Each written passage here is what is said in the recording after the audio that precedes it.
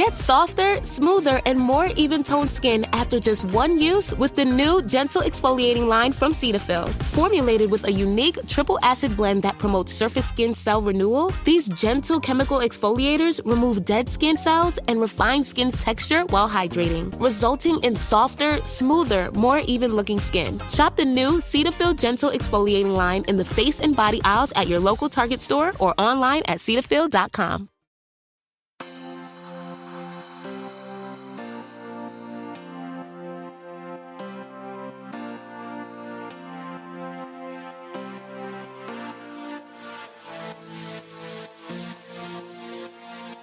Hello, and welcome to Outward, Slate's podcast for all things LGBTQ. I'm Jules Gill-Peterson, and I gotta say, just as temperatures are finally dipping here in the mid-Atlantic where I live, finally getting to be sweater weather, it is also that time of year where just every time I turn on the TV or the radio or go online, basically encounter the same three political ads over and over and over. And, if you're tuning in from any number of places in the United States, maybe you too can relate. It does kind of make this fall season, a little less, pumpkin spice than it otherwise would be. Of course, electoral politics are relentless, but they are not the only form of political action out there. And so in this episode, we're actually going to talk with two organizers of a gender liberation march that took place in Washington, D.C. a few weeks ago. We're sitting down to chat with Raquel Willis and Eliel Cruz. And it's a really interesting conversation that reflects not just on some of the political stakes that are wound up in electoral politics, things like abortion and medical transition that we've talked about in a number of ways on this show before, but it's kind of a more broad-ranging kind of conversation about the challenges of political strategy as such these days. So really kind of interested talking with both of them. So we're going to take a short break, but when we come back, my conversation with Raquel Willis and Eliel Cruz.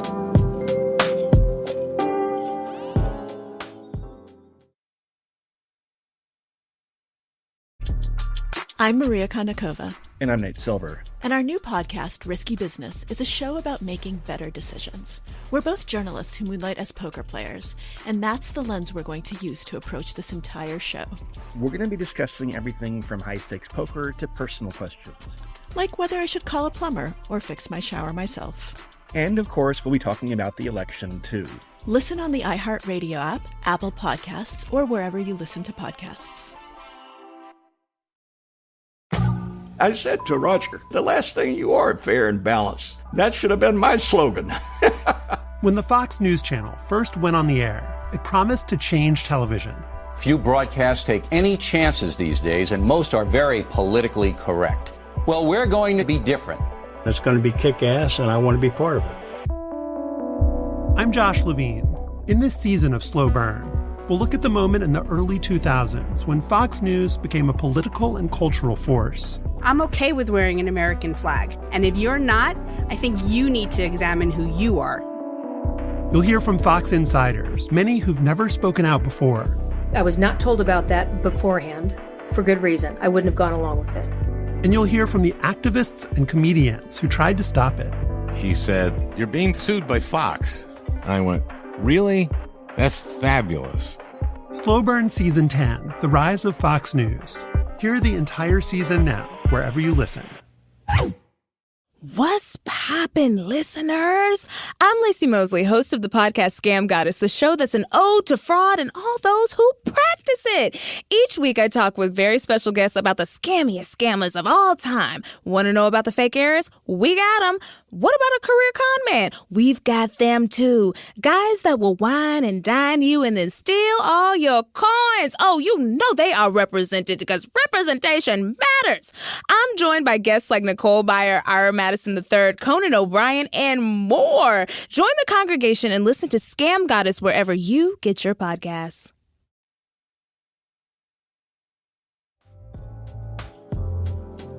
On September 14th, several thousand people marched through the streets of Washington, D.C., surrounding the U.S. Capitol for the Gender Liberation March.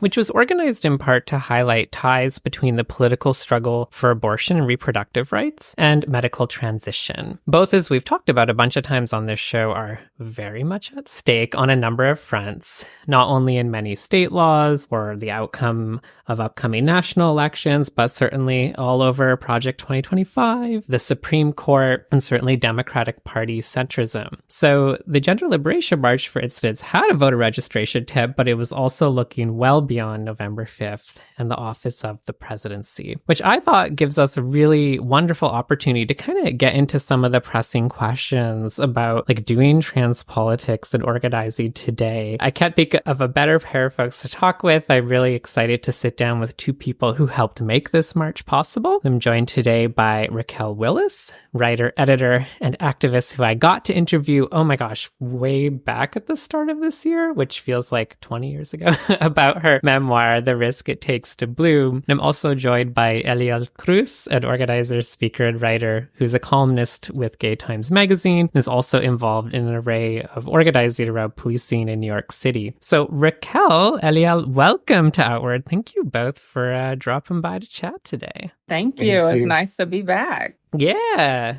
Well, you know, I was kind of thinking about, oddly enough, something when I was prepping for this conversation, something that happened all the way back in 2015. Talk about times that feel a long time ago. But, you know, back when those presidential primaries were heating up, I was really deep in sub-union organizing in my workplace. And I had this like really memorable conversation with a coworker and co-organizer about how U.S. political schedules or like rituals or processes seem almost like lab engineered to demobilize organic and particularly left popular movements by basically sucking up all the media attention, taking away all the financial resources and public attention for truly years on end, making it very difficult for anything else to emerge and kind of scale nationally and endure. And, you know, I say that only because I think this presidential election cycle is definitely in some ways taking the cake in the sense that it's taking up a lot of attention. But I also note that it is at least the first presidential election since the uprisings of the summer of 2020. And there's obviously been a lot of sort of full court backlash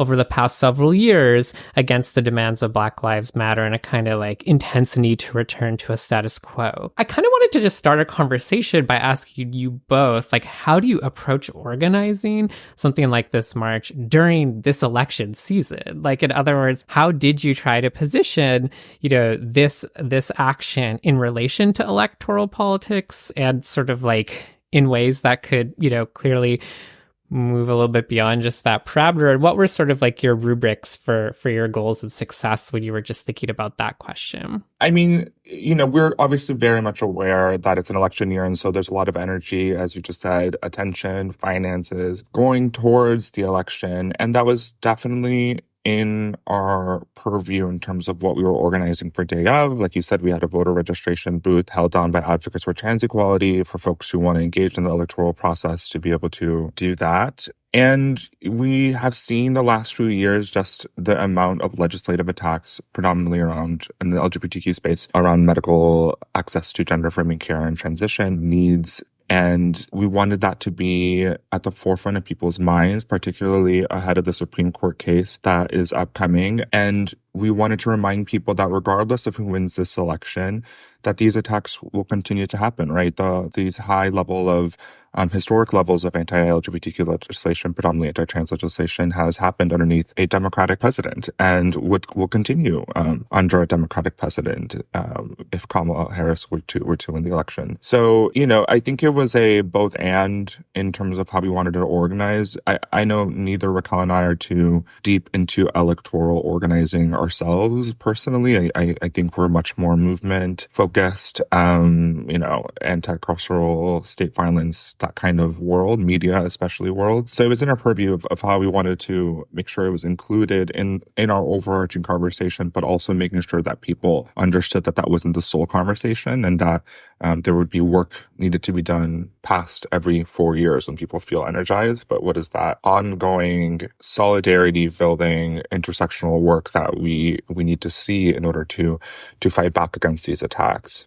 Yeah, I agree a lot with what Eliel said. And I guess for me, just to kind of synthesize it down, when I think about organizing, I think about a menu of options.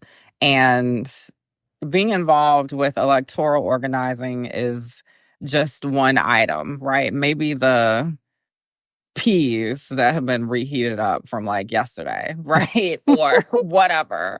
But it is just one item on kind of this school lunch tray of all these other things that we really want people to also be invested in as well. I actually was having a conversation with my mom last night about the upcoming elections, particularly on the presidential level. And, she's like, well, what else can I do? That's all I can do. What do you mean there are other things I can do? I mean, even my mom saying that, who does her own advocacy as a part of the PFLAG National Board, feels like there are limited options for change, right? And so I think it's about getting folks to understand that the work doesn't start or stop at the ballot box.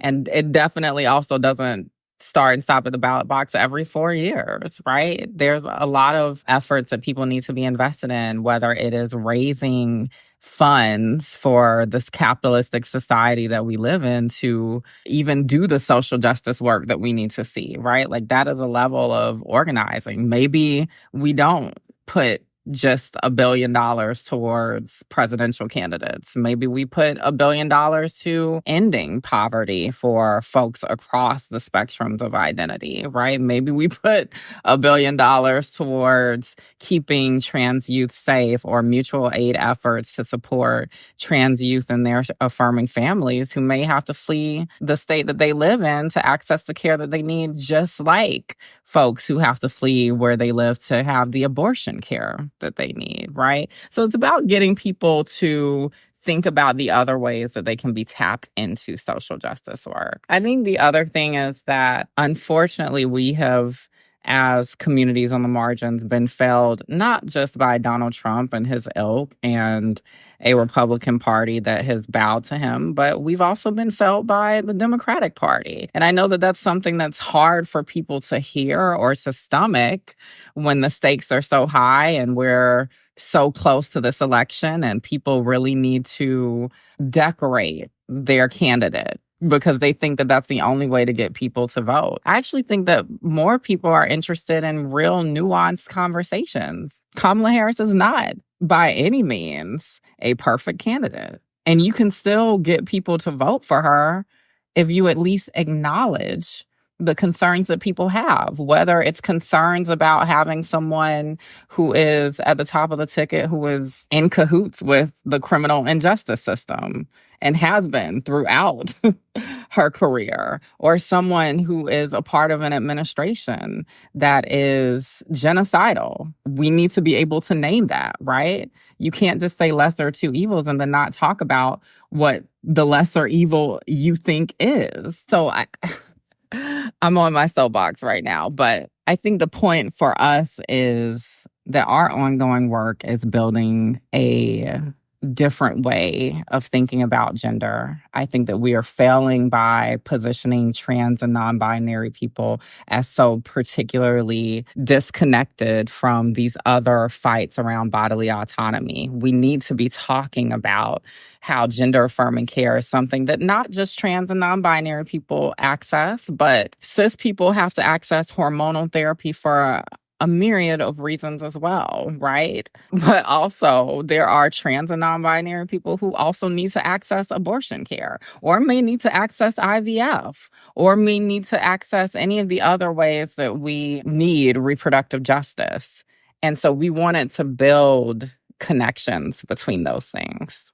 Is there sort of like already kind of crystal clear, just like how much complex work goes into, sort of try to do this in this particular moment and context, this sort of reduction of everything political down to voting, as if that's how it really actually operates in reality.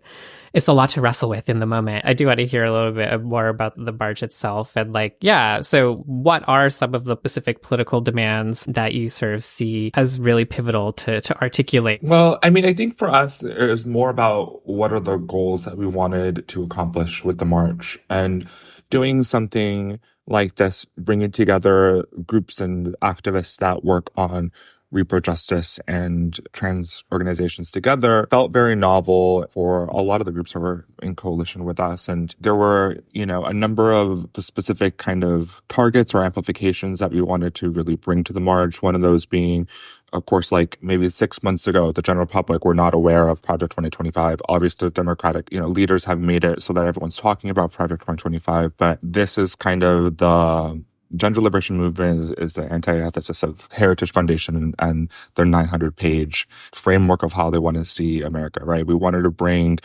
the people that they're attacking, the people who are most hurt by this type of policies, and kind of just the complete opposite. Bring the world that we want to create to their doorstep. We also know that there hasn't been as much attention as we believe there should be around the Supreme Court case, the Scarametti case coming from Tennessee on gender-affirming care for trans young people, which we found out today. The hearing is on December 4th. This march was also to bring attention to that. And in our very robust press coverage, there was a lot of conversation about that case. There was a lot of intersectional reporting and really bringing these two issues together in a way that I don't think we've seen in media before. We definitely build a coalition of something of 50 plus groups that will hopefully continue to work together, groups who haven't necessarily worked together in the past. So these are some of kind of the original sets of goals. I know we are looking to, in the forward-facing way, create our own Project 2025 in the sense that create our own offerings of policies that we know will be the best for our communities, whether that be around having housing as a guarantee, whether that be healthcare, Medicare for all, whether that be the type of policies we need for our climate and a world that young people can continue to live in. I think we're very excited to flesh what that will look like out as kind of not what we think will necessarily pass, because I think that limits people from actually having the imagination and dreaming of what they actually deserve, and really outlining what are the things that we believe people deserve to be able to live long, fulfilling lives and not just live in a scarcity world or live constantly under the pressures of debt, of an economy, of not being able to access education, etc. So we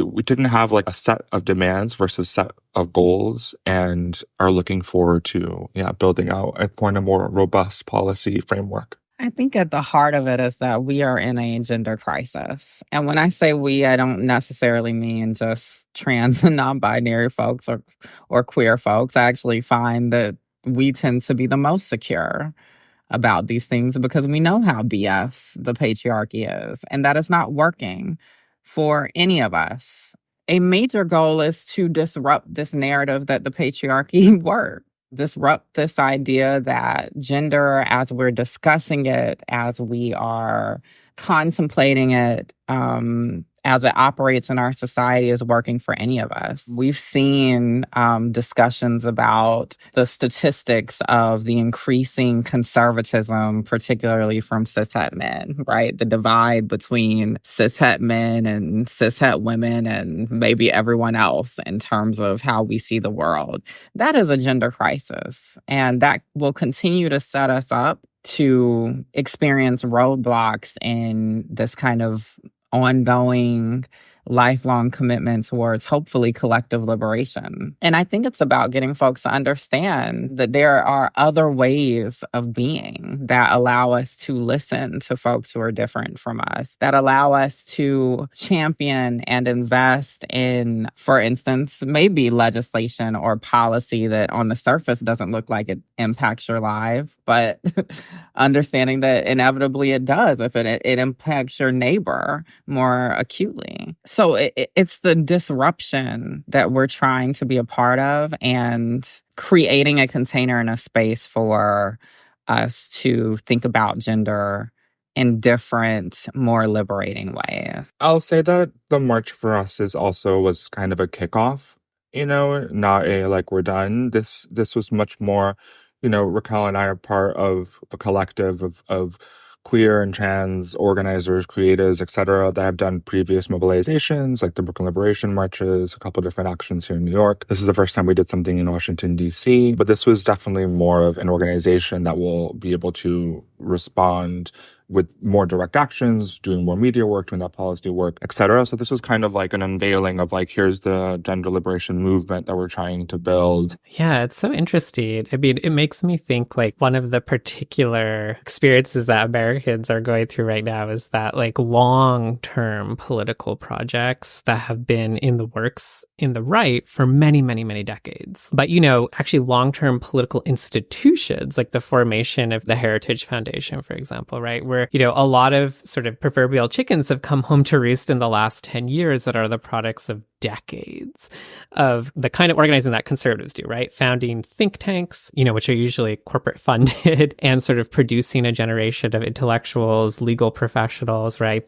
All these judges, you know, the kinds of people then write these policy documents, producing a bureaucratic class of workers who are available to like, you know, enter the civil service, you know, people who are now like producing all these political rationales that resulted in like, you know, the Dobbs decision or a whole bunch of Supreme Court decisions, right? And a lot of those projects are like this very long-term, multi-decade, you know, with tens of millions of dollars pouring into them over time, or even just like the whole right-wing media ecosystem from talk radio back in the day, right, to founding of Fox News and so on. One of the things I think a lot of people pay attention to is like, of course, the left doesn't like have those equivalent things because the left doesn't have like, you know, a corporate donor class in that sense. But it sounds like you're interested, you know, in some sense in this kind of question of longevity or durability, right? And like building more proactive capacity at least, right? So it's not like mirror image to the right-wing political strategy, but you're interested in this kind of question of like not always being in reaction, which I think has been sort of like a dominant mode, especially in the last 10 or 15 years. Am I kind of hearing right in that sense that there's like a kind of question about like, well, what would something that's like, you know, genuinely pro-trans, right, for example, look like that is able to start to build capacity in a way that can engage, you know, with the way that politics are done in this country? Am I on the right track there? Yeah, I think that is a good kind of jumping off point. But again, it's not just pro-trans. You know, I think one of the things that is kind of difficult, you know, particularly being a trans leader, I'll speak for myself, is that every other part of my experience gets erased, right? And so anything that I do is not just pro-trans, but it's pro-Black and it's pro-of color, right? It's pro-woman and pro all of these other parts of marginalization. I mean, we can get into the issues, right, to what Eliel was saying before around decriminalization of so many things, from sex work, you know, to ending cash bail, to ending solitary confinement. I mean, these kind of things that we have both, as leaders, been invested in and organized around and told stories about and done narrative shift work around. And so that's the thing that I think we brush up against. But I also want to push back against this idea that, you know, the left couldn't have built these things over the decades. I actually think that there have been plenty of opportunities for, even if we're just looking at specifically LGBTQ plus movement, to have been intersectional, right? But trans folks were sidelined and demonized and dehumanized by our own supposed community for so long. And that has been a part of holding our people back, right? Not to mention the demonization of sex workers, of people who are houseless or poor, or, you know, there is actually probably a, you know, corporate class that could have been building a robust antidote to the Heritage Foundation. Now, I don't know quite what that looks like. You know, obviously, a lot of our people are anti-capitalist, right? And so what does that look like, you know? Or there are so many other layers, right, I think, on the left. But I do think we need to hold accountable how power has operated even within sections of the left. That there has been intentional sidelining of Black folks, folks of color, trans folks, non-binary folks, and we still see that. Yeah, I was gonna say, not just to make this an our efforts to pro-trans things, as Raquel keeps reiterating, this really is an offering to all people to come together and really understand this, as Raquel so nicely puts it, this gender crisis that we're seeing manifest itself in so many different ways. But speaking just in the LGBTQ spaces and movements, the reason we're so reactive is because the energy and the building that was done for marriage equality was not then put towards trans folks. It just dissipated. People left organizing spaces, monies, donors left. There are foundations that stopped giving money to LGBTQ stuff. I'm thinking of the Haas Jr. Foundation. Like, it just kind of stopped. And so it felt, outside of the handful of trans-specific led orgs that are definitely under-resourced in comparison to the mainstream LGBTQ organizations, there just wasn't that the same energy and shift predominantly by, gays, lesbian, bisexual, cis individuals to stand. And there never would have been. I mean, let's also just be clear that the ways that we see the Democratic Party refusing to have a real conversation around how trans folks have been public enemy number one because of the GOP for the last almost half a decade. They refuse to present a counter narrative that speaks to our humanity and that speaks to our power, right? Just inherently. That's the same kind of thing that they have lifted from how cis gay folks have operated within our community, because they're only using the signals that they get from the power brokers within our community, right? Because they have not been held accountable to do anything else. And so we're in a time now where it's not enough for you to have a few scattered talking points about trans people, even though those really don't exist. It's not enough for you to utilize trans people's experiences and struggle for your annual reports and whatever else, and not actually tap into the leadership that we have always provided throughout the history of this movement. Well, we're going to take a short break, but when we come back, I'll be continuing my conversation with Eliel Cruz and Raquel Willis.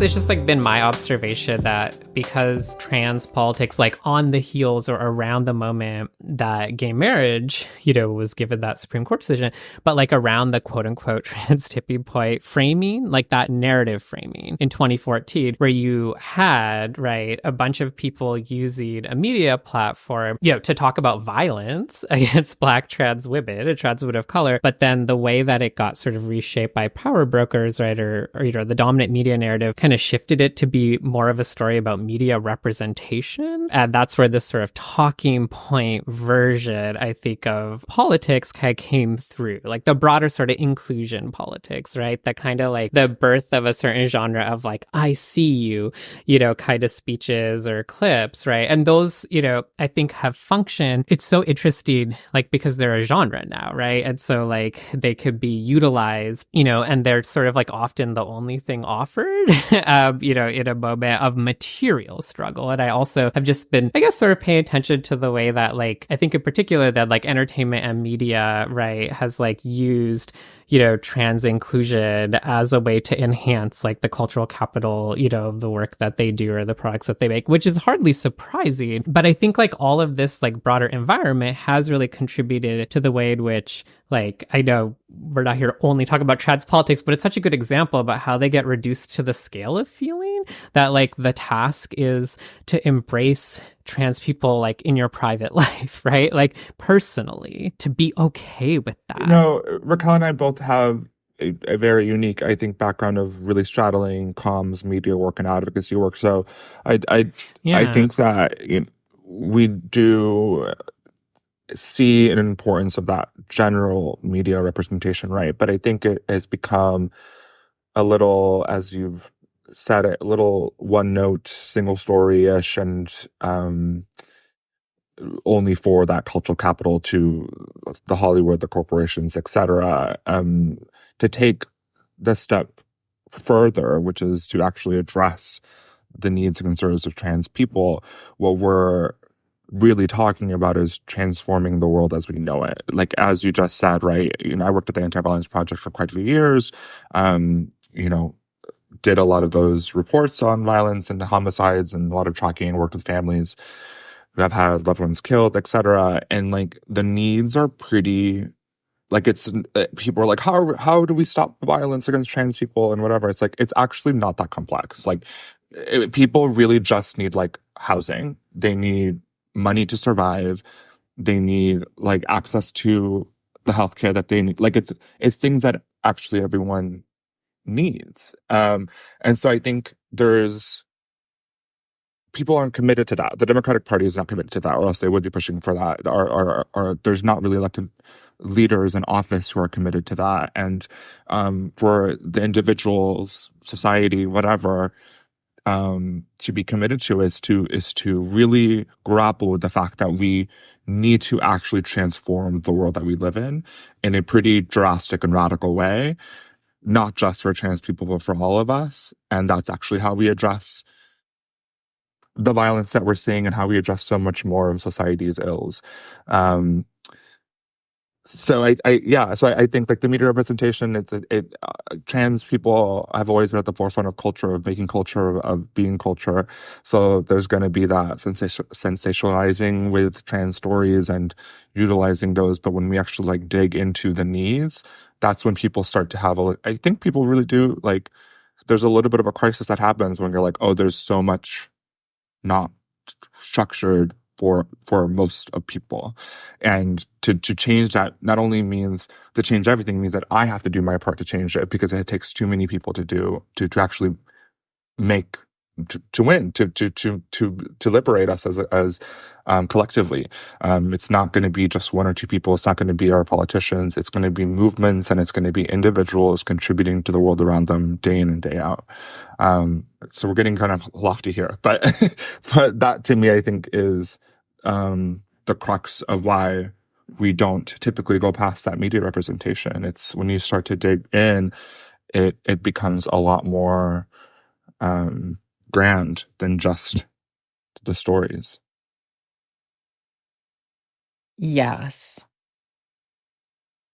I think also that, to your point, Eliel, because we are organizers, we are in community, we are actually connected to a wealth of different experiences that overwhelmingly our leaders, whether they are nonprofit leaders or politicians, are not connected to. And so that's why you get the one-note things, right? I mean, we're expecting folks who don't really know us to be advocates for us, right?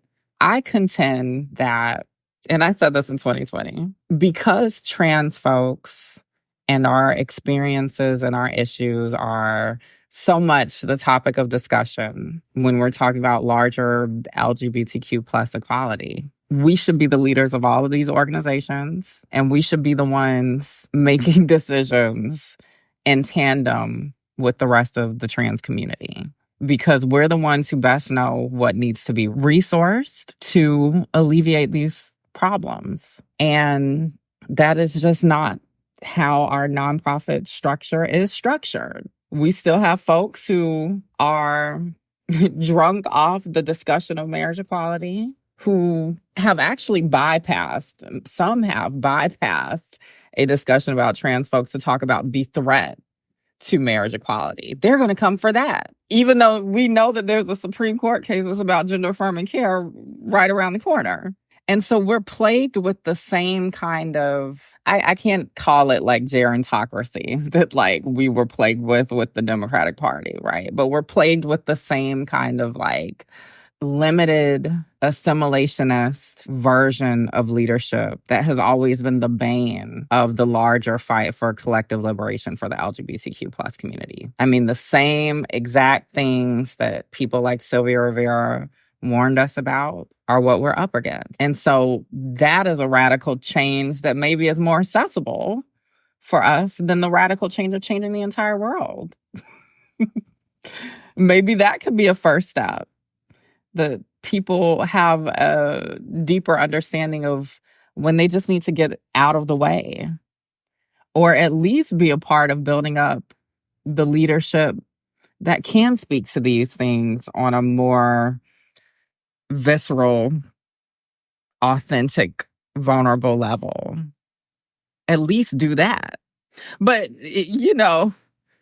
we're overdue, but that's its own thing. The only thing I want to add here is that I actually think this ongoing focus on sexual orientation being the major difference could be more effectively complicated by us acknowledging that actually the sexual orientation difference is rooted in a failure to live up to gender norms according to your sex, right? So it actually isn't so much about who you hook up with or whatever. A lot of it is that you're not embodying manhood or masculinity in the way that you're supposed to. And you're not embodying womanhood or femininity in the way that you're supposed to. And so we actually are all some kind of gender nonconforming. And so can we at least acknowledge that and maybe utilize that as a collective rallying call and framework? Then the thing that clearly is not working for everyone. It's not enough for you to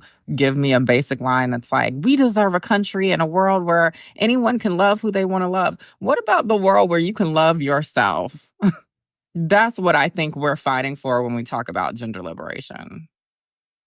Yeah, I'm really struck by how much both of you are speaking to like the problem of collectivity, the problem of scaling, right? And I agree. I've long thought, and I think a lot of people think this, right? That like the point is what knits together movements that are otherwise, separated out by identity lines is material struggle around, shared precarity, right? Shared experiences of poverty, of policing, of vulnerability to state violence, but that actually, at their widest aperture involve everyone. And so that it's like, sure, trans people have a especially good vantage point into understanding, for example, how miserable American healthcare is. And so I kind of want to just move us towards the kind of question of, the collective of scaling up here. And I'm just thinking of the real difficulty of mass mobilization. So if the Gender Liberation March is sort of like the opening act, right, of something bigger and longer. Yeah, I'm just sort of curious, to hear from you both on your sense of the importance of really sticking to the problem of mass mobilization, right? And really, what's your sense of having organized different kinds of public marches and events like this? What are the challenges we face, but also what do you look forward to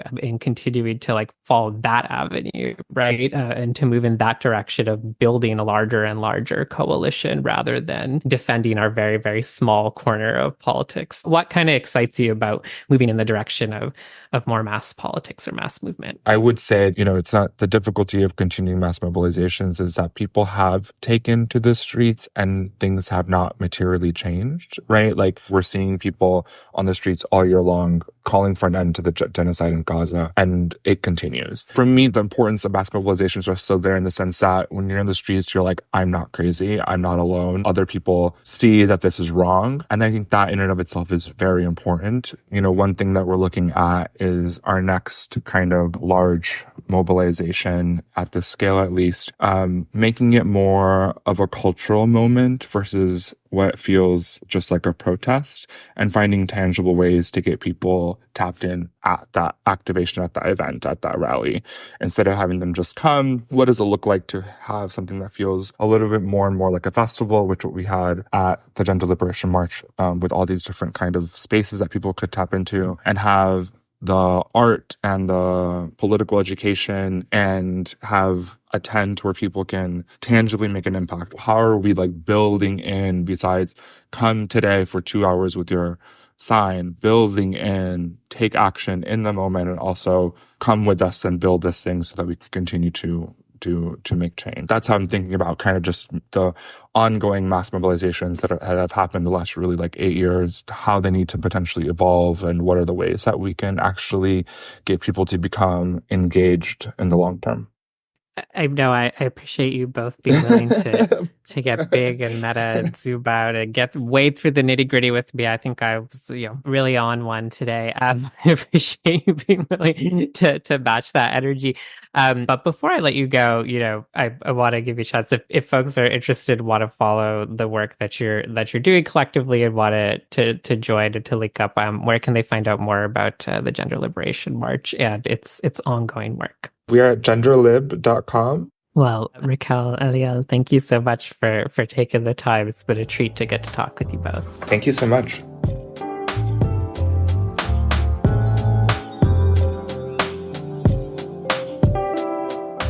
Well, that's it for the main show today, but don't you worry, there's always more Outward over in the Slate Plus feed. This week, Raquel and Eliel are going to stick around, help us update that old gay agenda. So if you're not already a subscriber, remember that by joining Slate Plus, you'll get ad-free podcasts, extra segments on all the shows on the network, and you'll never hit a paywall on the Slate site. If you want to find out more about that, you can head over to slate.com/outwardplus. As always, please do send us any feedback or, topic ideas, things of that nature. You can reach us over at outwardpodcast@slate.com. Our show is produced by the inimitable Palace Shaw. If you like Outward, please do subscribe in your podcast app.